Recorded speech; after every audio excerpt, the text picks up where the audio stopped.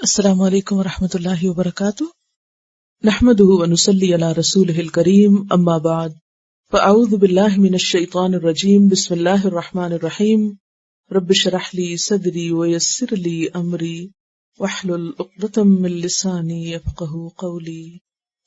سبق نمبر 213، آیت نمبر 12 سے 15 تک، لیسن نمبر 213، آیت نمبر 12 to 15۔ وَلَقَدْ آتَيْنَا لُقْمَانَ الْحِكْمَةَ، اور البتہ تحقیق دی ہم نے لقمان کو حکمت۔ لقمان عربوں کے ہاں صاحب حکمت ہونے کے اعتبار سے بہت مشہور شخصیت تھی، اور ان کو لقمان حکیم بھی اسی مناسبت سے کہا جاتا ہے، یعنی صاحب حکمت۔ ان کی یہ حکمت دراصل خدا داد تھی، اللہ کی طرف سے دی ہوئی تھی۔ یہاں فرمایا وَلَقَدْ، اور البتہ تحقیق، دو طرح کی تاکید ہے، لام بھی اور قد بھی۔ وَلَقَدْ آتَيْنَا، یعنی ہم نے عطا کی تھی۔ یہ بھی کہا جاتا ہے کہ لقمان سے کسی نے پوچھا کہ تمہیں حکمت اور فہم و شعور کیسے حاصل ہوا، تو کہنے لگے کہ راست بازی یعنی سچائی اور امانت کے اختیار کرنے سے۔ تو اس سے پتہ چلتا ہے کہ انسان جتنا بھی سچا ہوتا ہے اور جتنا اللہ کے سامنے اپنے معاملات کو درست رکھتا ہے، اللہ سے ڈر رکھتا ہے، اتنی ہی اس کے اندر سمجھداری اور حکمت آتی جاتی ہے، کیونکہ رأس الحکمت مخافت اللہ، حکمت کی بنیاد اور اصل اللہ کا خوف ہے۔ جس کے اندر اللہ کا خوف نہیں، اللہ کی عظمت کا احساس نہیں، اس میں کوئی سمجھداری نہیں۔ پھر لقمان نے یہ بھی کہا کہ بے فائدہ باتوں کے اجتناب سے اور خاموشی کی وجہ سے، کیونکہ انسان کو اللہ نے جو بھی طاقتیں اور صلاحیتیں دی ہیں محدود ہیں۔ اگر انسان اپنی طاقتوں کو غلط راستے پر لگاتا ہے تو اچھے کاموں کے لیے وقت کم بچے گا۔ اگر انسان کی دلچسپی لغو اور بیکار باتوں میں ہوگی تو پھر کام کی باتوں کے لیے موقع نہ رہے گا، تو وہ خود کو بے فائدہ باتوں سے بچاتے۔ کہا جاتا ہے کہ غلام تھے تو ان کے آقا نے ان کو بکری ذبح کر کے اس کے بہترین حصے لانے کو کہا، تو وہ زبان اور دل نکال کر لائے۔ اس نے پھر کہا کہ اچھا بدترین حصے لے کر آؤ، تو دوبارہ بھی یہی لائے کہ زبان اور دل، کہ یہ دو نعمتیں ایسی ہیں کہ اگر ان کو صحیح طور پر استعمال کیا جائے تو بہت ہی اچھے، اور اگر یہ دو بگڑ جائیں تو سب کچھ بگڑ جاتا ہے۔ بہرحال ان سے حکمت کی بہت سی باتیں منسوب ہیں۔ قرآن یہ کہتا ہے کہ یہ حکمت ہم نے لقمان کو دی تھی، اور حکمت کا لفظ بھی بہت جامع لفظ ہے۔ امام راضی کہتے ہیں کہ علم کے مطابق عمل کرنے کی توفیق کا نام حکمت ہے۔ ابن عباس کہتے ہیں کہ حکمت نام ہے عقل اور فہم و فراست کا۔ حکمت کیا ہے؟ عقل یعنی عقل مندی، اور فہم و فراست یعنی بات کو سمجھنے کی صلاحیت۔ قرآن پاک میں حکمت کی تعریف بھی کی گئی ہے، وَمَن يُؤْتَ الْحِكْمَةَ فَقَدْ أُوتِيَ خَيْرًا كَثِيرًا۔ گویا حکمت کو اللہ تعالیٰ نے خیر کثیر فرمایا ہے کہ یہ خیر کثیر ہے۔ تو ہم نے لقمان کو حکمت عطا کی، اور اس حکمت کا تقاضا کیا تھا، یا اس حکمت کا پہلا سبق انشکر للہ، کہ شکر گزار ہو جاؤ اللہ کے لیے۔ تو گویا کسی انسان کے صاحب حکمت ہونے کا اندازہ کس سے لگایا جا سکتا ہے کہ وہ اللہ کی نعمتوں پر کتنا شکر گزار ہے۔ ہر چیز اپنی ضد سے پہچانی جاتی ہے، جیسے روشنی اندھیرے سے، دن رات سے۔ تو اسی طرح کوئی شخص کتنا شکر گزار ہے، اس کا پتہ کہاں سے چلے گا کہ وہ کتنی مثبت سوچ رکھتا ہے اور کتنا پر امید رہتا ہے، یا جو کچھ اسے ملا ہے اس پر اس کی نظر کتنی ہے اس کے مقابل کہ جو اس کو نہیں ملا۔ اگر آپ اپنے اندر دیکھنا چاہیں تو یہ دیکھیں کہ آپ کی عام گفتگو کیا ہوتی، آپ کی عام سوچ کیا ہوتی ہے۔ کیا آپ اللہ کی طرف سے ملنے والی نعمتوں کا چرچا زیادہ کرتے ہیں، جو کچھ پایا ہے اس کا ذکر زیادہ کرتے ہیں، یا جو نہیں ہے اس کا ذکر زیادہ کرتے ہیں؟ دل میں، دماغ میں کیا خیالات رہتے ہیں، کیا سوچتے رہتے ہیں؟ تو ایسے میں جو شخص شکر ادا کرتا ہے وَمَن يَشْكُرْ فَإِنَّمَا يَشْكُرُ لِنَفْسِهِ، تو وہ شکر کرتا ہے اپنی ہی خاطر، خود کو اس کے شکر کا فائدہ اسی کو پہنچتا ہے۔ اور شکر ہوتا کیا ہے؟ اعتراف نعمت، اظہار نعمت۔ حکمت اور شکر کا جو ذکر ساتھ ساتھ آیا تو بعض نے اس کا مفہوم اس طرح کیا ہے، انشکر للہ کس پر؟ علی ما آتاک اللہ من الحکمہ، اس پر جو اللہ نے تجھے حکمت عطا کی، کہ حکمت کے ملنے پر شکر۔ جو صاحب حکمت ہوتا ہے وہ لازماً شکور بھی ہوتا ہے، کیونکہ جس کا تعلق اللہ سے جڑ جاتا ہے، کنیکشن بن جاتا ہے، پھر ہو نہیں سکتا کہ وہ دل میں اس کو یاد نہ کرے اور زبان سے اس کا چرچا نہ کرے اور اپنے عمل کو اس کے مطابق، اس کی پسند اور اس کی رضا کے مطابق ڈھالنے کی کوشش نہ کرے۔ خود بخود ویسے ہی مڑتا چلا جاتا ہے، انسان کرتا چلا جاتا ہے۔ وہ شکر کے علاوہ ایک لفظ حمد بھی تھا، الحمدللہ رب العالمین، اور اس کا بھی ترجمہ کیا کیا جاتا ہے؟ سب شکر اللہ کے لیے، سب تعریف اللہ کے لیے۔ لیکن دونوں میں تھوڑا سا فرق ہے، حمد اور شکر میں۔ حمد صرف زبان سے ہوتی ہے، حمد اور شکر میں فرق یہی ہے کہ حمد زبان سے ہوتی ہے اور شکر جو ہے دل سے بھی ہوتا ہے اور زبان سے بھی ہوتا ہے اور عمل سے بھی ہوتا ہے، جوارح سے بھی ہوتا ہے۔ تو انشکر للہ، اللہ کا شکر ادا کرو۔ اور شکر کا فائدہ کیا ہے؟ کیونکہ فرمایا وَمَن يَشْكُرْ فَإِنَّمَا يَشْكُرُ لِنَفْسِهِ، جو کرے گا اپنے ہی بھلے کے لیے کرے گا، اپنے ہی فائدے کے لیے کرے گا۔ کیا فائدہ ہوتا ہے شکر کا؟ دو فائدے ہوتے ہیں۔ ایک تو اس نعمت کا دوام ہوتا ہے، یا اس نعمت کی بقا۔ بقا کا کیا مطلب ہے؟ کہ وہ نعمت باقی رہتی۔ اور دوسرے یہ کہ نہ صرف یہ کہ باقی رہتی ہے بلکہ زیادہ ہوتی۔ وَمَن يَشْكُرْ فَإِنَّمَا يَشْكُرُ لِنَفْسِهِ وَمَن كَفَرَ، اور جو کوئی ناشکری کرے۔ شکر کا اپوزٹ کیا ہے؟ کفر، ناشکری کرنا۔ فَإِنَّ اللَّهَ غَنِيٌّ حَمِيدٌ، تو بے شک اللہ تعالی بے نیاز ہے، تعریف والا ہے۔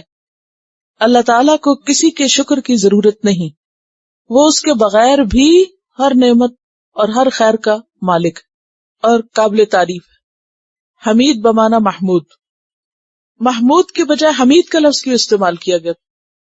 دیکھیں نا، حمید کا معنی بھی جس کی تعریف کی گئی، اور محمود کا بھی۔ محمود جو ہے مفعول کے وزن پر ہے، جب کوئی کرے تو اس کی ہو، اور حمید جو ہے وہ آپ سے آپ تعریف والا ہے، کوئی کرے یا نہ کرے اس کی تعریف ہر دم ہے۔ اللہ ہی کے لیے ہے تعریف، آسمانوں میں بھی اور زمینوں میں بھی۔ کوئی انسان نہ بھی کرے تو بھی اس کو اس کی ضرورت نہیں، اس کی تعریف تو ہر دم خود بخود ہو ہی رہی، ہر چیز اپنے وجود کے ساتھ اس کی تعریف کر رہی۔ لیکن بندوں کے لیے اللہ نے کیوں پسند کیا کہ وہ شکر گزار ہوں؟ بندوں کے لیے شکر گزاری کیوں پسند کی؟ یا بندوں کے لیے شکر کو کیوں واجب کیا؟ یا بندوں سے کرنے کو کیوں کہا گیا؟ اگر اللہ بے نیاز ہے، تعریف والا ہے، تو پھر پیچھے یہ کیوں کہا گیا انشکر للہ؟ اس کو تو ضرورت نہیں، پھر کیوں کہا گیا کرو؟ تاکہ وفادار اور نمک حرام کا فرق پتہ چلے۔ یہ اس کے لیے نہیں ہے، یہ ہمارے لیے ہے، تاکہ وفادار اور نمک حرام کا فرق پتہ چلے۔ کیا مطلب اس بات کا؟ اللہ نے ثابت کرنا ہے نا کہ کون اس کا وفادار ہے، کون واقعی اس کو چاہتا ہے، اور کون نمک حرام ہے، کہ جو سب کچھ لے کے بھی رونا دھونے مچائے رکھتا ہے، روتا جو نہیں ہے صرف اسی کا ہی تذکرہ کرتا ہے، اور جو ہے اس کا کبھی ذکر بھی نہیں کرتا۔ اس کے بعد لقمان کی اپنے بیٹے کو نصیحتیں۔ وَإِذْ قَالَ لُقْمَانُ لِابْنِهِ، اور جب کہا لقمان نے اپنے بیٹے سے، روایات میں اس کا نام انعم یا اشکم آتا ہے۔ وَهُوَ يَعِظُهُ، اور وہ اس کو نصیحت کر رہا تھا۔ واعظ کہتے ہیں کسی کو اچھی بات اس انداز میں بتانا کہ جس سے اس کا دل نرم پڑے، یعنی نصیحت جو دل پہ اثر انداز ہو۔ ہم سب بھی اپنی نصیحتوں پہ غور کریں کہ کیا وہ ہمارے بچوں کے دل پر لگتی ہیں یا محض کانوں سے ٹکرا کے واپس ہو جاتی ہیں۔ چونکہ لقمان سمجھدار انسان تھے تو ان کا ایک ایک جو ایکشن ہے یا انداز ہے گفتگو کا، یہ جو کانٹینٹ ہے سارا قابل غور اور قابل توجہ ہے. وَهُوَ يَعِظُهُ، وہ اس کو واعظ کر رہے تھے، نصیحت کر رہے تھے. کیا کہہ کے؟ یا بنیا، اے میرے بچے. یا جو ہے حرف ندا ہے اور بنیا منادا ہے اور مضاف مضاف الیہ ہے. بنیا اسم تصغیر بھی ہے، ابن سے بنئی جو ہے یہ اسم تصغیر ہے، اور یا جو ہے متکلم کی ہے. ہم سب ذرا سوچیں، ہم اپنے بچوں کو کیا پیار سے بلاتے؟ لقمان حکیم حالانکہ اتنے سمجھدار ہیں، ہم بڑے سمجھدار بنتے ہیں اس لیے نہیں پیار سے بلاتے. ہم کیا سمجھتے ہیں کہ اگر ہم نے لاڈ سے بلا لیا ان کو تو کیا ہوگا، یہ سر چڑھ جائیں گے. اور یہ آپ دیکھیں وہ کہتے ہیں یا بنیا، اے میرے پیارے بچے، اے میرے چھوٹے سے بچے. کیونکہ چھوٹے بچے عموماً زیادہ اچھے لگتے ہیں، جو بڑے ہوتے جاتے ہیں پھر وہ اپنی مرضیاں کرتے ہیں تو پھر اس طرح اچھے نہیں لگتے. اور ویسے بھی چھوٹا بچہ توجہ زیادہ اپنی طرف کھینچتا ہے.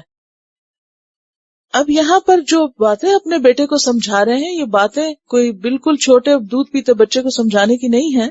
اس کا مطلب ہے کہ بچہ بڑا ہو چکا تھا جب یہ باتیں کر رہے تھے، اور اتنا بڑا تو کم از کم ہوگا کہ جب وہ نماز پڑھنے کی عمر میں ہو، کیونکہ آگے جا کے وہ ان سے عقائد کے علاوہ بہت سی اور چیزیں بھی، نماز اور امر بالمعروف اور نہی عن المنکر اور صبر کا حکم دے رہے ہیں. تو یہ بالکل چھوٹے بچے کو نہیں کہا جاتا، یہ بڑے بچے کو ہی کہا جاتا ہے.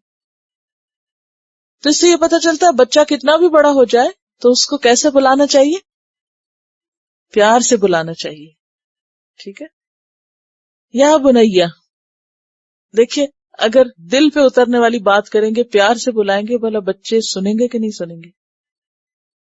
ہمارا جو سٹارٹ ہوتا ہے یا انداز ہوتا ہے یا جو بگننگ ہوتی ہے وہیں سے خرابی شروع ہو جاتی ہے، اور پھر سارا بلیم بچوں کو کر کے وہ سنتے نہیں، خود اپنے آپ کو بری ذمہ کر لیتے ہیں. تو یا بنیا، اے میرے پیارے بچے، لا تشرک باللہ، اللہ کے ساتھ کسی کو شریک نہ کرنا. کیوں؟ ان الشرک لظلم عظیم، کیونکہ شرک بہت بڑا ظلم ہے. اب ان اور لام تاکید کا دونوں ہی بات کی شدت کو واضح کر رہے ہیں کہ بات کو بہت زیادہ شدت سے کہا جا رہا ہے، تاکید سے کہا جا رہا ہے. شرک کیوں نہ کرنا؟ کیونکہ شرک بہت بڑا ظلم ہے. اب آپ دیکھیے لقمان کی حکمت، صرف یہ نہیں کہا شرک نہ کرنا، ریزن بھی دی کیوں نہیں کرنا. ہم عام طور پر بچوں کو صرف آرڈر دیتے، ڈونٹ ڈو دس، یہ نہ کرو، وہ نہ کرو، وہ نہ کرو، یہ نہیں کہتے کہ کیوں. اور پھر جب وہ پوچھتے ہیں کہ وائی، تم کہتے ہیں زیادہ سوالوں کی ضرورت نہیں. تو لقمان حکیم کی نصیحت ہم سب کے لیے ایک، یا لقمان حکیم کا انداز جو ہے وہ ہم سب کے لیے بہت کچھ سیکھنے کا سبق رکھتا ہے. کیوں اللہ تعالیٰ نے ان کو منتخب کیا، اور کیوں ان کی مثال دی، کیوں ان کا ذکر کیا، اور کیوں ان کی باتیں یہاں دہرائیں. تو لا تشرک باللہ ان الشرک لظلم عظیم. اور شرک کیا ہوتا ہے؟ اللہ کے ساتھ غیر اللہ کو ملانا، اللہ کے ساتھ غیر اللہ کو برابر کرنا، شریک کرنا. ایک ہے اللہ اور ایک ہے من دون اللہ یا غیر اللہ. یہ بہت بڑی تقسیم ہے، ڈویژن ہے، کریٹر اینڈ کریشن. تو کسی بھی کریشن کو کسی بھی طرح کریٹر کے ساتھ ملانا یہ شرک، برابر قرار دینا. عام طور پر جو اس کی تقسیم کی گئی ہے وہ کیا ہے؟ الوہیت میں شرک، یا ربوبیت میں، یا اسماء اور صفات میں. اللہ کی ربوبیت یعنی کہ وہ رب ہے، پالتا ہے، ہماری ساری ضروریات پوری کرتا ہے، اس کا اقرار اہل مکہ بھی کرتے تھے. اور جب ان سے پوچھا جاتا تھا امن خلق السماوات والارض، تو وہ کیا کہتے تھے؟ اللہ نے. لیکن پھر شرک کہاں کرتے تھے؟ الہ مع اللہ، الوہیت میں. الوہیت کیا ہوتا ہے؟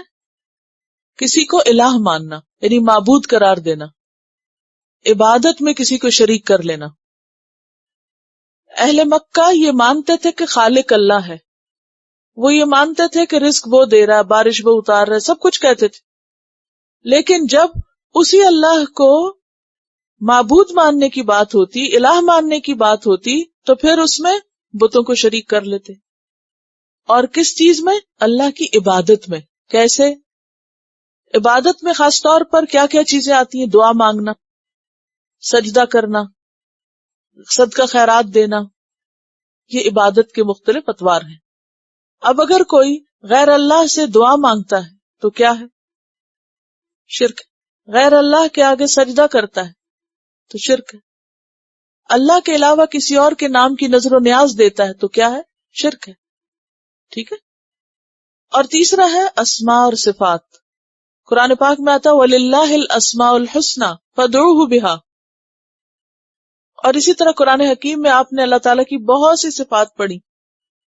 اگر غیر اللہ کو اللہ کی صفات میں شریک کیا جائے تو یہ بھی شرک ہوتا ہے. صفات میں سے کوئی صفت بتائیے اللہ تعالیٰ کی. الشافی، شفا دینے والا. تو اگر ڈاکٹر صاحب کو بھی ہم شافی کہیں تو یہ کیا ہوگا؟ شرک ہوگا کہ فلاں کے ہاتھ میں بڑی شفا ہے. کیا ہے؟ کس کے ہاتھ میں شفا؟ تو اللہ دینے والا. کسی کے ہاتھ میں شفا نہیں ہے. ایسے جملے نہیں بولنے چاہیے. ٹھیک ہے. کسی کے ہاتھ میں نہیں، کوئی مالک نہیں ہے، کوئی انسان مالک نہیں شفا کا. یہ کہہ سکتے اللہ نے رکھی، لیکن یہ کہنا اس کے ہاتھ میں ہے، دس از رانگ. یہی تو اصل میں الفاظ کا انتخاب. انشاءاللہ اس دفعہ کلام پہ بات آ رہی ہے پھر الفاظ کے انتخاب پہ، کہ بعض اوقات ہم بے سوچے سمجھے ایسے جملے سن کے انفلوئنس ہو کے دوسروں سے بولتے رہتے ہیں اور خیال بھی نہیں کرتے کہ اس کے اندر کیا کیا شامل ہو گیا ہے. اچھا، اب مثلاً اب یہ جو ہے نا اسماء اور صفات، ذرا سے اس پہ مزید توجہ کی ضرورت ہے. مثلاً ہم کہتے ہیں کہ اللہ تعالی رحم فرماتا ہے. کیا کوئی بندہ بھی رحم کر سکتا ہے؟ کرتے ہیں، بندے بھی رحم کریں. تو کیا یہ شرک نہیں ہو گیا؟ ثابت کیجئے. کیسے؟ ابھی تو ہم کہہ رہے تھے کہ اللہ کی صفات میں کسی کو شریک نہیں کرتے، ابھی آپ فرما رہے ہیں کہ اللہ بھی رحم کرتا ہے اور بندے بھی کرتے ہیں. یہ تو اللہ کی صفت ہے. اب آپ دیکھیے کہ اللہ کی رحمت کامل ہے، نمبر 1 کامل، بندوں کی ناقص ہے. تو ناقص اور کامل کا کوئی کمپیرزن نہیں، کوئی شرک نہیں. ٹھیک ہے، نمبر 1. نمبر 2 یہ کہ اللہ اس صفت کا مالک ہے، بندہ مالک نہیں ہے. اللہ نے دی ہے، ڈالی ہے تو ہے، اگر نہ ڈالے تو کہاں سے لائیں گے؟ فرق ہو گیا نا کہ نہیں؟ تو اس میں شریک ہونا تو نہ ہوا کہ ایک ناقص چیز کہاں سے شریک ہو سکتی ہے، یا اسے کیسے آپ کریں گے، یا اگر سمجھے تو غلط سمجھیں گے. تو اللہ جو رحم کرتا ہے وہ اس کی ذاتی صفت ہے، وہ اس کا مالک ہے. بندے جو ہیں، اب مثلاً آپ اپنے دل کے مالک ہیں کہ اگر آج آپ کسی پر مہربان ہیں تو کل بھی رہیں؟ نہیں نا، آپ کے ہاتھ میں نہیں. قرآن پاک میں آتا ہے انہ ہوا اضحک و ابکا، اسی نے ہنسایا اسی نے رلایا. اسی لیے تو ہم یہ کرتے ہیں کہ کسی ہنسنے کے موقع پہ رو لیتے ہیں اور رونے کے موقع پہ ہنس لیتے ہیں. کبھی نہ ہنسنے والی بات پہ خوب ہنستے ہیں اور کبھی ہنسنے والی بات پہ سیریس ہو کے بیٹھ جاتے ہیں. تو اگر ہمارے اختیار میں ہو تو پھر ہم ہر چیز، یعنی مکمل اختیار نہیں ہے ہمارا. ٹھیک ہے، اللہ نے ہمیں تھوڑا اختیار دے رکھا ہے اور ہم اس کو استعمال کرتے بھی ہیں، لیکن کامل اختیار نہیں ہے ہمارے پاس کسی بھی چیز کا. ہم اپنی ذات کے، اپنی جان کے، اپنے جسم کے، اپنے روح کے کسی چیز کے مالک نہیں ہیں. ٹھیک ہے. تو اللہ تعالیٰ کے جو اسماء ہیں، اللہ کے جو نام ہیں اور اللہ کی جو صفات ہیں، ان میں بھی کوئی شریک نہیں، کیونکہ کسی کے پاس اس میں کوئی کمال نہیں ہے. اگر بندوں کے اندر کوئی چیز ہے جو ظاہراً مشابہ نظر آتی ہے تو یہ بھی دراصل اللہ ہی کی دی ہوئی اور ڈالی ہوئی ہے. جیسے آپ نے ماں کی مثال دی تو اللہ نے ڈالی ہے، وہ ماں کا اپنا اس میں کوئی کمال نہیں ہے، نہ وہ ماں کی اپنی کوئی خاص صفت ہے. تو ہمیں نہ اس کے الہ ہونے میں کسی کو شریک کرنا، نہ اس کے رب ہونے میں. اور رب جو ہے وہی رزق دیتا ہے، وہی پالتا ہے، یہ سوچنا ہے کہ سب کچھ دینے والا وہی ہے، اور دعا بھی اسی سے، سجدہ بھی اسی کا. اور شرک کیا ہے؟ ظلم عظیم ہے. ظلم کس کو کہتے ہیں؟ نقص کو، کسی کے حق میں کمی کرنا، یعنی یہ اللہ کی شان میں کمی کرنا ہے. اگر آپ کسی غیر اللہ کو اس کے برابر قرار دے رہے ہیں یا اس کی صفات کا مالک قرار دے رہے ہیں. کبیرہ گناہوں میں ہمیشہ ہر جگہ نمبر 1 کون سا گناہ رہا ہے؟ شرک. ہر جگہ جہاں کبیرہ گناہوں کا ذکر آئے گا ٹاپ پر شرک. اسی لیے اللہ تعالیٰ باقی گناہ معاف کر دے گا مگر شرک معاف نہیں کرے گا. قرآن مجید میں اللہ تعالیٰ ابراہیم علیہ السلام سمیت 18 انبیاء کا ذکر کر کے فرماتے ہیں وَلَوْ أَشْرَكُوا لَحَبِطَ عَنْهُمْ مَا كَانُوا يَعْمَلُونَ کہ اگر پیغمبر 18 ٹاپ کے پیغمبروں کا ذکر کر کے کیا فرماتے اگر یہ شرک کرتے تو ان کے سب اعمال ضائع ہو جاتے. اسی طرح نبی صلی اللہ علیہ وسلم سے کیا فرمایا لَإِنْ أَشْرَكْتَ لَيَحْبَطَنَّ عَمَلُكَ کہ اگر آپ بھی شرک کریں گے تو عمل ضائع ہو جائیں گے آپ. یعنی شرک ایک ایسی بلا ہے کہ جس سے چھٹکارا لازم ہے. تو لقمان حکیم نے سب سے پہلا سبق اپنے بیٹے کو شرک سے بچنے کا سکھایا. تو ہمارے لیے بھی کیا لازم ہے کہ ہم اپنے بچوں کو پہلا سبق کیا سکھائیں؟ توحید کا. دیکھیے ایک اور بات، ہر چیز اپنی ضد سے پہچانی جاتی ہے. اگر شرک کو سمجھنا ہے تو اس کے لیے کیا ضروری ہے؟ توحید کو جانیں. وَوَصَّيْنَا الْإِنسَانَ بِوَالِدَيْهِ اور ہم نے تاکید کی انسان کو اپنے والدین کے ساتھ کیا کرنے کی؟ احسان کرنے کی. یہاں ذکر نہیں آیا کہ کیا کرنے کی تاکید کی. دوسری جگہوں سے پتہ چلتا ہے کہ وَبِالْوَالِدَيْنِ إِحْسَانًا اور وصیت کس کو کہتے ہیں؟ تاکیدی حکم کو. اور کسی واقعے کے پیش آنے سے پہلے کسی کو ناصحانہ انداز میں ہدایت کرنا. وصیت کسی واقعے کے پیش آنے سے پہلے ہوتی ہے. مثلا کوئی شخص مرنے کے بعد وصیت نہیں کر سکتا، وصیت مرنے سے پہلے ہوتی ہے. ٹھیک ہے. اور خیرخواہی کی بات پہ مشتمل ہوتی. مثلا کسی کو چوری ڈاکے کا حکم وصیت شمار نہیں ہوگی. اگر ایسی کوئی چیز کسی کی وصیت میں پائی جائے تو پھر کیا حکم ہے؟ اس کو چینج کر دو، اس میں شریک نہ ہو، اس کے گواہ نہ بنو.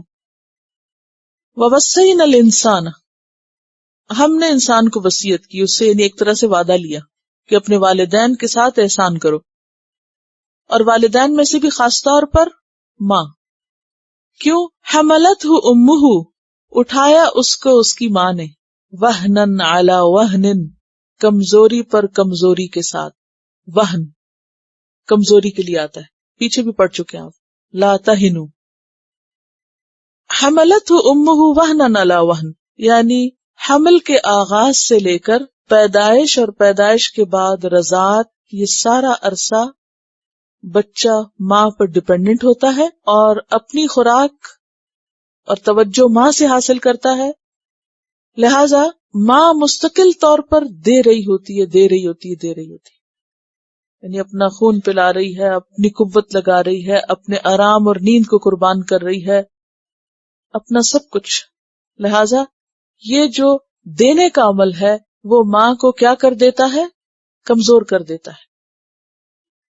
میری آپ سے ریکویسٹ ہے، اگر آپ میں سے کسی کے پاس استطاعت ہو اس ریسرچ کی تو ضرور کرے کہ پریگننسی کے اول دن سے لے کر دودھ چھڑانے تک ماں کو کس کس چیز کی کمی، کمزوری، ڈیفیشنسی ہو جاتی ہے.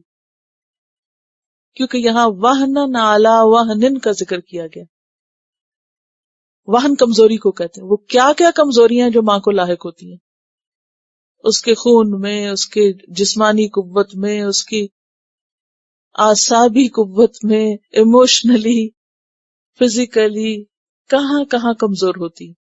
بال گرنے لگتے ہیں، ہڈیاں کمزور ہونے لگتی ہیں. تو اوور آل کمزوری. اور اس کو تاکید سے کہا گیا وہنن علی وہن، ذہنی طور پر، روحانی طور پر، ایموشنلی، فزیکلی ہر لحاظ سے ویک ہوتی ہے. ایموشنلی ویک ہو جاتی، چھوٹی چھوٹی بات محسوس کرنے لگتی، چھوٹی چھوٹی بات پہ غصہ آنے لگتا ہے. فزیکلی ویک ہو جاتی ہے. اسی طرح روحانی طور پر ایک طرح سے کمزوری ہو جاتی ہے کیونکہ پیدائش کے بعد اتنے عرصے تک نماز روزہ نہیں کر سکتی. اور ہر بچے کی دفعہ وہ پورے اسی پروسیس سے گزرتی ہے. تو ہر پریگننسی اگلی پریگننسی میں مزید کمزوری کا اضافہ کر دیتی ہے. حملتہ امہ وہنن علی وہن وفصالہ فی عامین اور پھر صرف پیدائش تک تھوڑی بات بنتی. دودھ چھڑانے میں 2 سال لگ گئے اس کے. فصال فصل سے. اور ہر روز کا دودھ پلانا، ہر روز کا 2 سال تک وہ اس کو مزید کمزور کرتا چلا جاتا ہے. یعنی اس کا سارا کمفرٹ، اس کا آرام اور اس کا سکون اور ہر چیز اس کی متاثر ہوتی ہے. اور فصال کا لفظ فصل سے، ہر فصل جدائی کو کہتے ہیں. وَفِصَالُهُ فِي عَامَيْنِ، عام کا تسنیہ ہے عامین، لہذا نتیجہ کیا ہے؟ انشکر لی وَلِوَالِدَيْكَ، شکر کرو میرا اور اپنے والدین کا. پہلے اللہ نے اپنا حق رکھا، اس کے بعد والدین کا حق رکھا. اور شکر کی بات پیچھے بھی گزر چکی.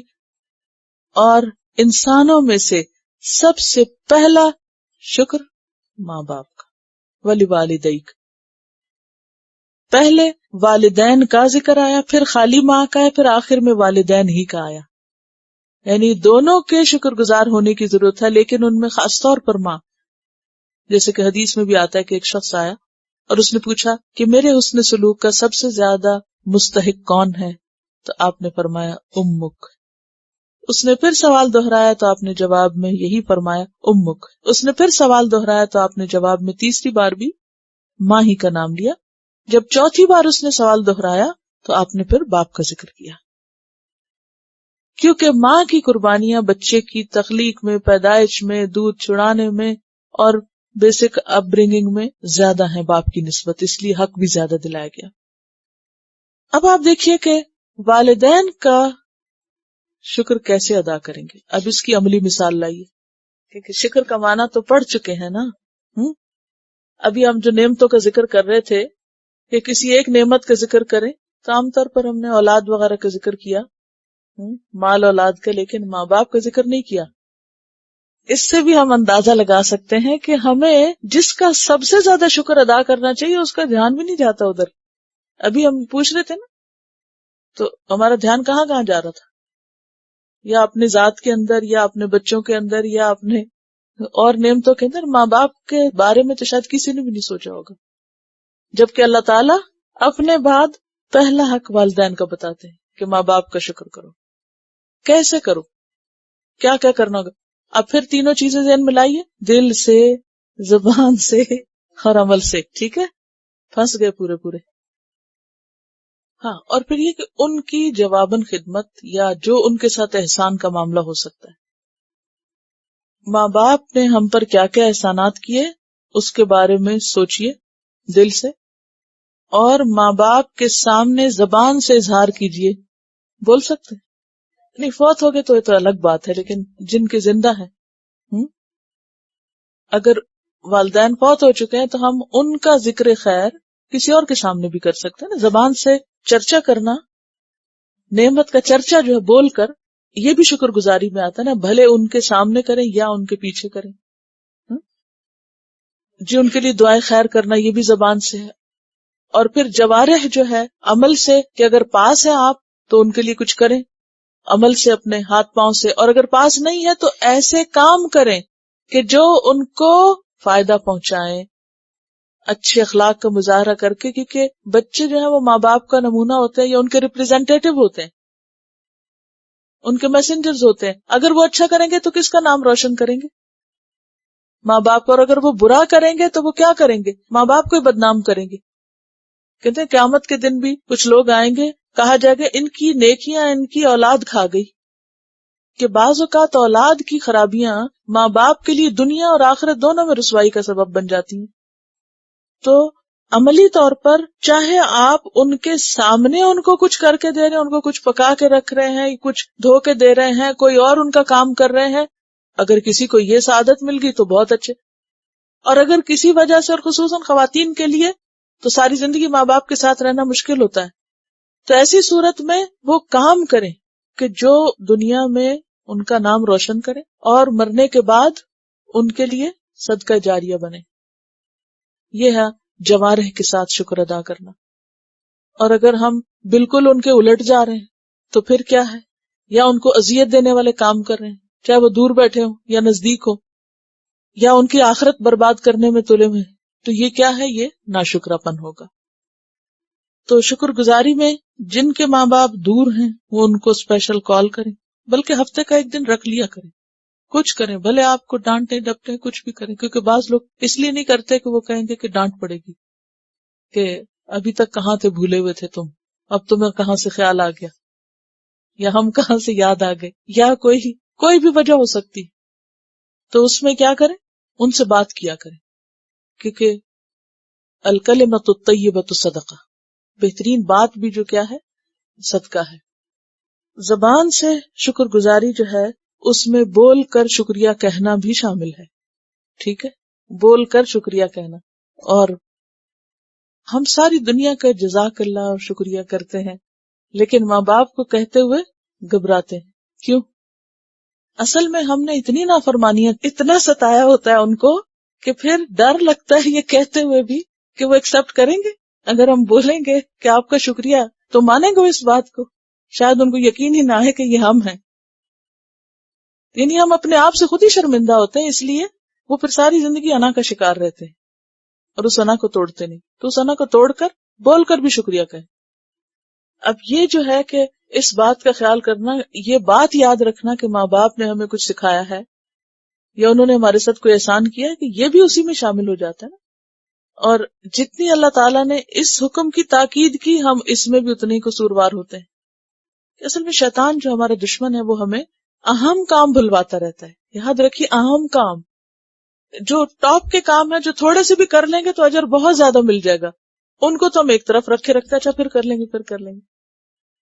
جیسے آپ سے پوچھا گیا بہترین کام کیا، افضل ترین کام، تو آپ نے کہا نماز اپنے وقت پہ. تو ہم وہ کہتے ہیں اچھا وہ ابھی ہے، بہت اتنا ٹائم ہے، آج کل تو سمر 4 گھنٹے پڑھے ہیں، ابھی تو پڑھ لیں گے. تو اس کو ایک طرف کرا دیتا ہے. اسی طرح والدین کی شکر گزاری تھوڑی سی بھی آپ کریں گے تو اس پہ بہت بڑا اجر پائیں گے، تو وہ ہمیں اس کو پوسٹ پون کراتا رہتا ہے. لوگوں نے اس کے کچھ آلٹرنیٹ بھی ڈھونڈ رکھے ہیں. مدرس ڈے منا لو یا فادرز ڈے منا لو اور سارا سال جان چھڑا لو، ایک دفعہ نام لگا لو اور باقی دن آرام فرماؤ. تو یہ شکر ادا کرنے کا طریقہ نہیں. اب میں بچیوں سے پوچھوں گی کہ وہ کیا کہتی ہیں کہ کیا کریں گی. وہ مثلا زبان سے کیسے شکر ادا کریں گی؟ تعریف کرنا ان کے کسی کام کی، ان کو بول کے کہنا.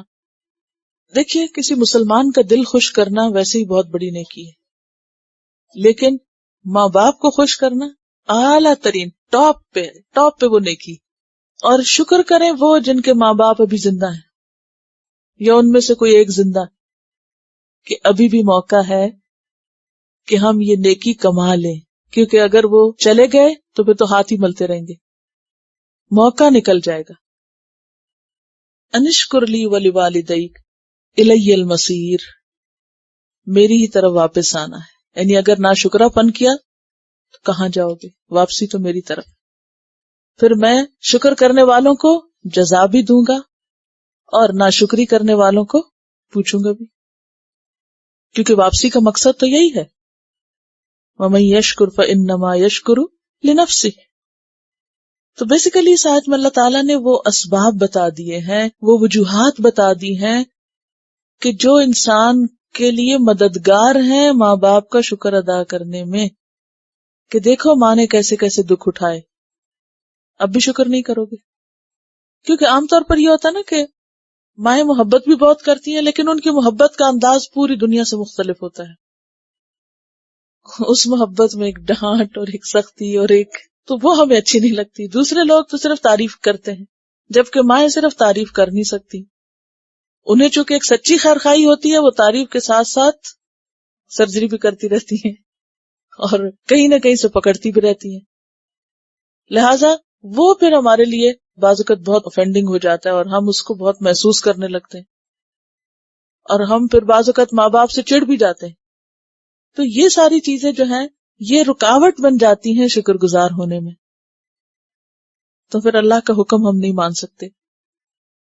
بہت سے لوگ کہتے ہیں نا ہمارے ماں باپ نے ہمارے ساتھ یہ بھی کیا، یہ بھی اتنی خرابیاں ہمارے ساتھ کی ہیں، اور وہ تو ہمیں دین سے بھی روکتے ہیں اور پتہ نہیں کیا کیا لسٹ بنا کے لے آتے ہیں.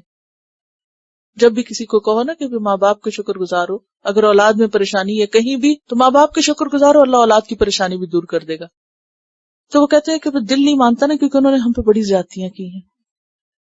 واقعی کرتے ہیں بعض اوقات، کیونکہ بھی انسان ہے نا، کمزور ہیں، کر جاتے ہیں وہ بھی. یہ اللہ تعالیٰ نے یہ نہیں کہا کہ والدین کا شکر کرو کیونکہ وہ فرشتے ہیں اور انہوں نے آج تک تمہارے ساتھ کوئی زیادتی نہیں کی. یہ نہیں ہے. انہوں نے تمہارے ساتھ جتنی بھی بدسلوکی کی، جتنی بھی خرابی کی، لیکن تم ان قربانیوں کا کوئی نعم البدل نہیں پاتے. یہ تو انہوں نے کی ہے نا. وہ وجہ بتائی کہ جس سے کوئی بھی فرار نہیں حاصل کر سکتا. کوئی بھی نہیں کہہ سکتا کہ نہیں نہیں میری ماں نے تو نہیں مجھے جنم دیا. بعضوں کے ماں باپ ڈانٹتے نا، تو اکثر بچوں کو میں نے یہ تک کہتے سنا ہے کہ وہ سوچتے ہیں کہ ہمیں شک ہے کہ پتہ نہیں ہمارے اصلی ماں باپ بھی ہیں یا نہیں، لگتا ہے ہم اڈاپٹڈ چائلڈ ہیں. یعنی شیطان یہ تک بدگمانی ڈالتا ہے کہ دیکھو یہ انہوں نے کہیں سے اٹھایا تمہیں، انہوں نے نہیں جنم دیا. بعضوں کا دوسرے بھی اس آگ کو بھڑکاتے ہیں. یہ بہت ایک کامن فیکٹر ہے. شیطان ہمیں ان چیزوں سے بھی بدگمان کر دیتا ہے کہ جن کا کوئی ڈینائی نہیں کر سکتا، کیونکہ ہماری بینگ یا ہمارا وجود جو ہے یہ ممکن ہی نہیں تھا جب تک ہماری ماں قربانی نہ کرتی. اس نے قربانی کی تو ہم دنیا میں آئے، بھلے اس نے سارے کام خراب کیے تمہارے، لیکن یہ جو تمہارے پہ احسان کیا نا، صرف اس ایک واحد ریزن کو لے لو اور ان کے شکر گزار ہو جاؤ. اس پہ تو کوئی آرگیو نہیں کر سکتا کہ یہ بھی میں نہیں مانتا. سارے احسان بھلا دو تم ان کے، اس احسان کو تم نہیں ڈینائی کر سکتے.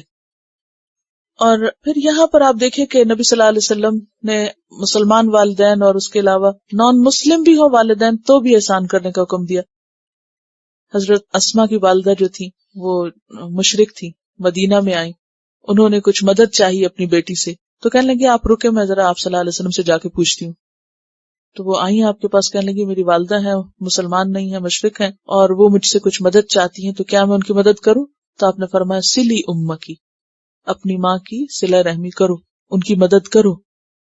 اب اگر ایک مشرک بھی ماں ہے تو بھی اس کا حق ہے. کہاں یہ کہ پھر ماں باپ صرف ماں باپ نہ ہو بلکہ ان کا احسان ہم پر ہماری جسمانی تربیت کے علاوہ روحانی تربیت کا بھی ہو. جسمانی تربیت تو ہر ماں باپ کرتے ہیں، لیکن اگر کسی کے ماں باپ نے اس پر دوہرا احسان کیا ہو تو اس کی شکر گزاری اور بھی زیادہ ضروری ہوتی ہے.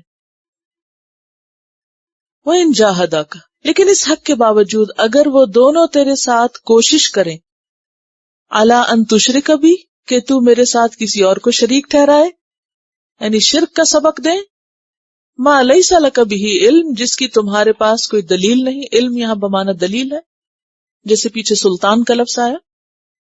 فَلَا تُطِعْهُمَا، تو ان کی اطاعت نہ کرو. حضرت سعد کہتے ہیں کہ یہ آیت میرے بارے میں نازل ہوئی کیونکہ ان کی والدہ نے قسم کھا لی تھی نا، نہ کھاؤں گی نہ پیوں گی نہ چھاؤں میں بیٹھوں گی جب تک سعد اسلام نہ چھوڑ دیں. سعد بن ابی وقاص ان 10 لوگوں میں سے جن کو جنت کی بشارت دنیا میں دی گئی. تو انہوں نے اتنی سخت شرط لگا دی کہ تم اپنے دین پہ واپس آؤ. تو فرمایا کہ نہیں، اگر وہ تمہیں کہیں کہ تم میرے ساتھ شرک کرو تو ان کی بات نہیں ماننا. وَصَاحِبْهُمَا فِي الدُّنْيَا مَعْرُوفًا، اس کے باوجود بھی ان کے ساتھ دنیا میں اچھے طریقے سے زندگی بسر کرو، معروف طریقے سے حسن سلوک پھر بھی کرتے رہو، جیسے ابراہیم علیہ السلام نے کیا تھا. ابراہیم علیہ السلام اپنے والد کے کس قدر خیر خواہ تھے. والد ان لوگوں میں شامل تھے جو لکڑیاں جلا رہے تھے ان کو جلانے کے لیے اور منصوبہ بنانے میں اور پلان کرنے میں، ہر چیز میں. لیکن اس کے باوجود ایک دن ابراہیم علیہ السلام کی زبان سے کوئی سخت لفظ ان کے لیے نہیں نکلا. سأستغفر لک ربی انہ کان بی حفیا، یا ابت کہہ کے پکارتے ہیں، اور پھر آخر تک ان کے ساتھ اچھا ہی کرتے ہیں، لیکن ان کی بات شرک والی نہیں مانتے. تو جہاں اللہ کا حق آ جائے وہاں بندوں میں سے کسی کا حق بھی نہیں مانا جائے گا. اگر کوئی شخص ایسے موقع پر اللہ کی بات چھوڑ کر والدین کی ماننے لگتا ہے تو پھر یہ شرک ہو جاتا ہے. نہیں، والدین کی یہاں نہیں ماننی، لیکن حسن سلوک کرتے رہنا ہے، اچھا سلوک کرتے رہنا ہے. کیوں؟ کیونکہ اسلام اسی چیز کا علم بردار ہے کہ اچھا سلوک صرف اس کے لیے نہیں جو آپ کا دینی بھائی ہو، اچھا سلوک ہر ایک کے ساتھ، خیر خواہی ہر ایک کی. وَصَاحِبْهُمَا فِي الدُّنْيَا مَعْرُوفًا، اور معروف کا کیا مطلب ہوتا ہے؟ جانا پہچانا، یعنی جس کو عقل اچھا کہے، جس کو عرف عام میں لوگ اچھا سمجھے، یعنی بھلے مانس طریقے سے، اچھے طریقے سے. وَاتَّبِعْ، اور پیروی کرو، سبیلا، راستے کی، من اناب الیہ، جو میری طرف رجوع کرے. مراد اس سے نبی صلی اللہ علیہ وسلم ہے، یعنی والدین کی بات چھوڑ کے پیغمبر کی بات مانو. کیونکہ پیغمبر بلا رہے تھے اللہ کی طرف اور والدین بلا رہے تھے شرک کی طرف، جیسے حضرت سعد بن ابی وقاص ہیں، مصعب بن عمیر ہیں، ایک ایک شخص کی یہی داستان تھی. تو اس پر کہا کہ نہیں، راستہ تو اللہ ہی کا اختیار کرنا ہے. اور پھر نبی صلی اللہ علیہ وسلم کے بعد صحابہ کرام اور باقی اہل ایمان جو بھی اللہ کی طرف رجوع کرتا ہو اس کے راستے پر چلو. ٹھیک ہے، وَاتَّبِعْ سَبِيلَ مَنْ أَنَابَ إِلَيَّ. دیکھیے اللہ کا راستہ جو ہے نا، کبھی اس کو سبیل اللہ کہا گیا اور کبھی کیا کہا گیا، صراط الذین انعمت علیہم غیر المغضوب علیہم ولا الضالین. بات ایک ہی ہے، اللہ کا راستہ یعنی دین کا راستہ، اور لوگوں کا راستہ کن لوگوں کا، صراط الذین انعمت علیہم. تو یہ کیا ہے، صالحین اور پیغمبروں اور نیک لوگوں کے راستے پر. کیونکہ اللہ تعالیٰ نے سیدھے راستے کی ڈیفینیشن کیا بتائی ہے کہ جس پر وہ لوگ چلتے ہوں جن پر اللہ نے انعام کیا، من النبیین والصدیقین والشہداء والصالحین. اب اگر کوئی شخص یہ کہے کہ میں اللہ کے راستے پہ چل رہا ہوں اور کبھی اپنی بات میں یہ کہہ دے کہ میں ابو بکر کے راستے پر ہوں، تو کیا یہ شرک ہوگا؟ ایز لانگ ایز کہ ابو بکر بھی کس کی طرف بلا رہے ہیں، اللہ کی طرف. کیونکہ قرآن کہتا ہے نا صراط الذین انعمت علیہم. ٹھیک ہے، یہ کہنا کہ ہم اس کے دین پر نہیں، دین تو اللہ ہی کا ہے سب کا، لیکن اس کے طریقے پر ہے، یعنی اس کے ساتھ ہے، ایسا کہنے میں کوئی حرج نہیں ہے، ایز لانگ ایز کہ وہ دلیل کے ساتھ اللہ کی طرف بلا رہا ہے. تو اصل چیز وہی ہے. تو یہاں بھی کیا کہا گیا، وَاتَّبِعْ سَبِيلَ مَنْ أَنَابَ إِلَيَّ. جو شخص میری طرف رجوع کرتا ہو تم اس کے رستے کی پیروی کرو، اسی کے رستے پہ اس کے ساتھ چلو. وَاتَّبِعْ سَبِيلَ مَنْ أَنَابَ إِلَيَّ، کیونکہ اصل چیز اناب الیہ ہے. ثُمَّ إِلَيَّ مَرْجِعُكُمْ، پھر میری طرف تم سب کو پلٹنا ہے. فَأُنَبِّئُكُمْ، پھر میں تم کو بتاؤں گا، بِمَا كُنتُمْ تَعْمَلُونَ، جو کچھ تم عمل کرتے رہے. سب کی واپسی میری طرف ہے. لہٰذا راضی کس کو کرنا چاہیے؟ پھر اللہ کو کرنا چاہیے. ایک اصول کی بات ہے، سب کے دل اللہ کے ہاتھ میں. لقمان کا تو ذکر اللہ سبحانہ وتعالی نے کیا، قرآن پاک میں انبیاء کے علاوہ بہت کم کسی کا نام ہے. تو لقمان ان خوش قسمت لوگوں میں سے جن کا ذکر اللہ نے قرآن میں کیا، اور کس لیے کیا کہ وہ صاحب حکمت تھے اور ان کی حکمت بھری باتوں کو قرآن نے دہرایا ہے یہاں. تو اللہ تعالیٰ کے کتنے محبوب بندے ہیں جن کا ذکر خود اللہ تعالیٰ کر رہے ہیں، اور پھر ہم سے بھی اسی چیز کا تقاضا کیا ہے. یعنی لقمان کا ذکر تو کیا، لیکن دراصل لقمان کے ذریعے نصیحت کس کو کی جا رہی، ہم سب کو کی جا رہی. اور پھر قرآن میں حکمت کو پسندیدہ قرار دیا کہ خیر کثیر کہ جس کو یہ مل گئی اس کو سب کچھ مل گیا. گویا یہ ایسی چیز ہے جو مطلوب ہے، جو ہونی چاہیے، اور جس کو مل گئی اس کے تو پھر خوش قسمتی کے کیا ٹھکانے، اور اگر نہیں ملی تو پھر محرومی ہی محرومی ہے. کیونکہ اللہ کو تو ضرورت ہی نہیں، بے نیاز ہے، وہ جو کرے گا اس کا فائدہ. تو وہ عقل مند ہے انسان. من یؤت الحکمت فقد اوتی خیرا کثیرا. عقل مند ہے، خیر کثیر کا مالک ہے وہ شخص جس کو حکمت ملی، اور اس کی نشانی یا سمبل یا علامت اس کا شکر گزار ہونا ہے. کیسے کرنا آنا چاہیے نا، کیونکہ جب کوئی کام کرنا نہیں آتا تو پھر ہم آگے صرف پڑھ کے چلے جاتے ہیں. تو حکمت نام ہے علم پر عمل کرنے کے طریقے کو جاننے کا. شکر ہوتا ہی تینوں طریقے سے، تینوں چیزیں اس میں شامل ہونی چاہیے، تب مکمل شکر ہوتا ہے. یعنی دل سے بھی قدردان ہو آپ کسی کے، اگر آپ دل سے کوس رہے ہیں کسی کو دعائیں دے رہے ہیں اور زبان سے کہہ بھی دیں آپ کا بہت شکریہ، تو یہ صحیح شکر گزاری نہیں. ٹھیک ہے. اور اگر آپ صرف زبان سے کسی کو کہہ بھی دیتے ہیں اور وہ اگر آپ کو چھوٹا سا کوئی کام کہتا ہے تو آپ کہتے ہیں آپ خود کر لیں، جیسے عام طور پہ بچے کرتے ہیں، تو یہ شکر گزاری نہیں ہے. یعنی اگر اتنا کافی نہیں ہے کہ ہم ایک اچھا سا کارڈ ماں باپ کو بھیج دیں یا لکھ کے کہہ دیں یا زبان سے کہہ دیں، اور کسی وقت وہ کوئی کام ہمیں کہیں تو ہم ٹال مٹول کر کے تو ادھر ادھر نکل جائیں. یہ کوئی شکر گزاری نہیں. تینوں ہی چیزیں ہونی چاہیے اس میں.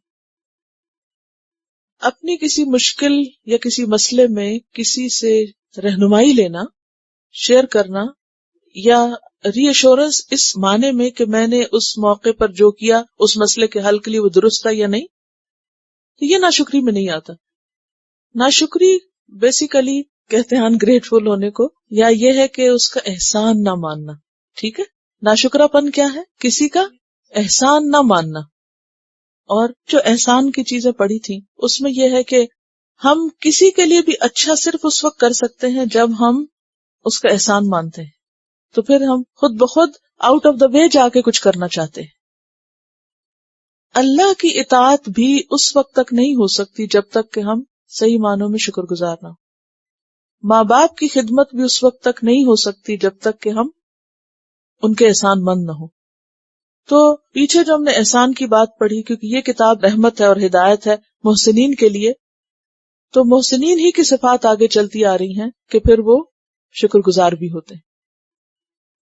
اصل میں یہ ہے کہ کچھ جو جذباتی سچویشنز ہوتی ہیں ان کو وقت لگتا ہے سیٹل ڈاؤن ہونے میں، اور یہ بھی ایک ٹیسٹ ہوتا ہے.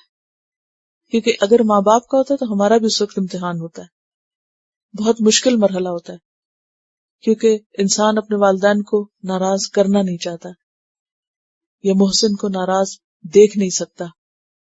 تو ایسی صورت میں پھر انسان چاہتا یہ کہ وہ نہ کرے جو ان کو تکلیف دیتا ہے.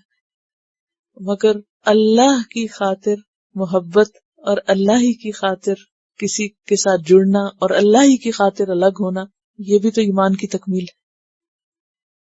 جی ہاں، پریکٹیکلی ایسی سچویشنز بہت نازک ہوتی ہیں اور ان کو کرنا بھی بہت احتیاط کا تقاضا مانگتا ہے کہ انسان ان چیزوں کو چھوڑے بھی مگر اس طریقے سے کہ وہ جو بال جیسا باریک فرق ہے نا اس کو مد نظر رکھتے ہوئے احسن طریقے سے الگ ہو. یعنی اگر نہیں ماننا تو بھی گستاخی کا انداز نہ ہو. وہ اللہ سے پھر دعا کرنی چاہیے کہ اللہ ان کے دل ٹھیک کر دے. ہاں جی، ان کی طرف سے صدقہ خیرات، ان کے لیے دعائیں. سب سے بہترین اور آسان چیز دعا ہے کہ جس پہ آپ کو کچھ بھی نہیں لگتا، آپ کسی بھی لمحے کر سکتے ہیں. اور اس کے علاوہ پھر جو بھی اچھے کام آپ کریں گے تو انشاءاللہ آپ کے والدین کو بھی اس کا فائدہ پہنچے گا. نیک اولاد جو ہے ماں باپ کے لیے صدقہ جاری ہوتی ہے. انہوں نے لکھا ہے کہ کسی بچی کا سوال ہے کہ جب ہم قرآن پاک پڑھ رہے ہوتے ہیں تو والدین یہ کہتے ہیں کہ کوئی فائدہ نہیں تمہارے قرآن پڑھنے کا کیونکہ تمہارے عمل میں ظاہر نہیں ہو رہا. تو ایسی صورت میں پیرنٹس جو ہیں وہ ڈسکریج کر دیتے ہیں. تو پھر کیا کرنا چاہیے؟ وہ جو چاہتے ہیں کہ عمل صحیح کرے تو آپ عمل کر لیں. اور دوسری بات یہ ہے کہ اب تو میرے خیال ہے آپ اس سٹیج پر آ گئے ہیں کہ جہاں والدین کے لیے نہیں بہت سے کام اب اللہ ہی کے لیے ہونے ہیں. تو جب اللہ کے لیے انسان کوئی کام کرتا ہے تو بھلے ساری دنیا مل کر ڈسکریج کرے، ڈسکریج نہیں ہونا چاہیے کیونکہ وہ قدردان موجود ہے. ٹھیک ہے، آن گوئنگ جہاد ہے نفس کے ساتھ، آن گوئنگ جہاد. شیطان جو ہے وہ اسی پہ لگا ہوا ہے کہ انسان سے اس کے عمل برباد کروائے، اور جو ہی خیال ہے فوراً جھٹکے، پھر اعوذ باللہ پڑھیں اور پھر فوراً اللہ کی طرف پلٹیں. کیونکہ یہ انابا الیہ کا مطلب کیا ہے کہ جو بار بار میری طرف پلٹے. ٹھیک ہے، تو یہ پلٹنا تو ساری زندگی رہے گا. تلاوت نستغفرک و نتوب الیک. Quran vocabulary 100%. The best application to understand Quran. Study with flashcards. Word list. Learn 25% of Quran vocabulary in 7 days. Multiple MCQs to practice and test vocabulary. Single choice. Multiple choice. True false.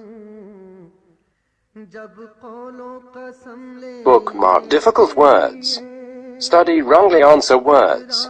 Test your skills. 12 essential grammar lessons at Learn Quranic Grammar.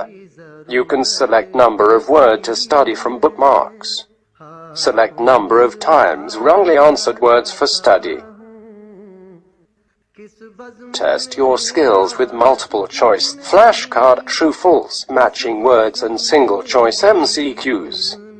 Grammar lessons are available in PDF format. Native Quranic and Urdu fonts.